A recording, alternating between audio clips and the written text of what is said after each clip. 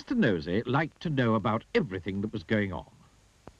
He was always poking his nose into other people's business.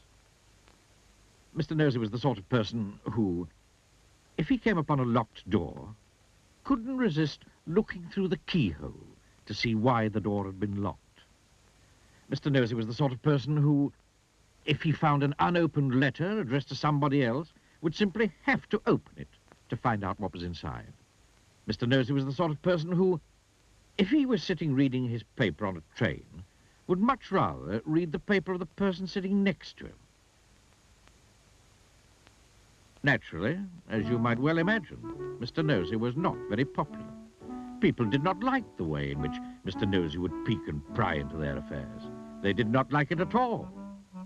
But did that stop Mr. Nosey peeking and prying? It did not. Mr. Nosey lived in a funny, tall, thin house in a place called Tittletown. The people of Tittletown decided that Mr. Nosey was becoming much too nosy. And so they held a meeting to discuss what to do about him. We must find some way of stopping his being so nosy, said old Mr. Chips, the town carpenter. That's right, said Mrs. Washer, who ran the Tittletown laundry. He needs to be taught a lesson. If only we could think of a way to stop him poking his nose into everything, said Mr. Brush, the painter. And then a small smile spread over his face. Listen, he said, grinning. I have a plan. All his friends gathered round to listen to his plan. The following morning, Mr. Nosey was out walking along Tittletown High Street when he heard somebody whistling behind one of the closed doors.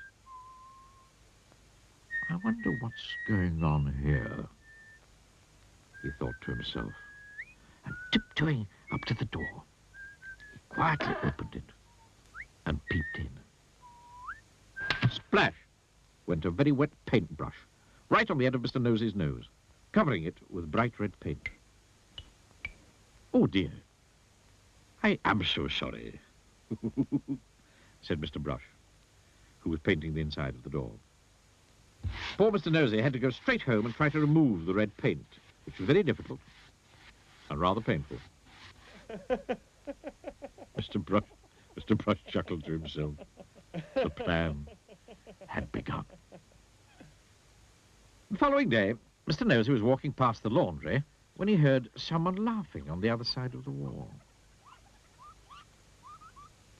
I wonder what's going on here, he thought to himself. And, standing on tiptoe, he looked over the wall. Snap! Went a clothes peg right on the end of Mr. Nosey's nose.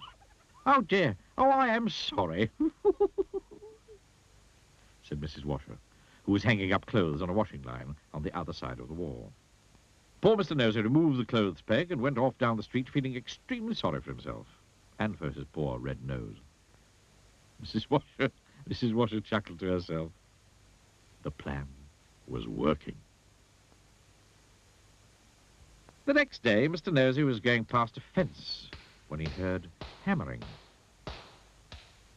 I wonder what's going on here, he thought to himself. Creeping very quietly to the end of the fence, he peeped round. Bang! Went a hammer right on the end of Mr. Nosey's nose. Oh, dear. Oh, I am sorry, said old Mr. Chips, who was nailing up a loose plank in the fence.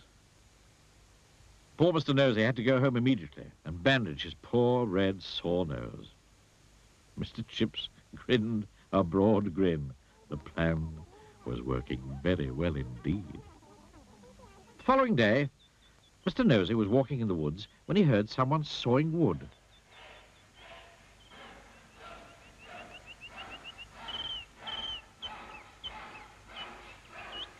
I wonder what's going on here, he thought to himself, and crept up behind a tree.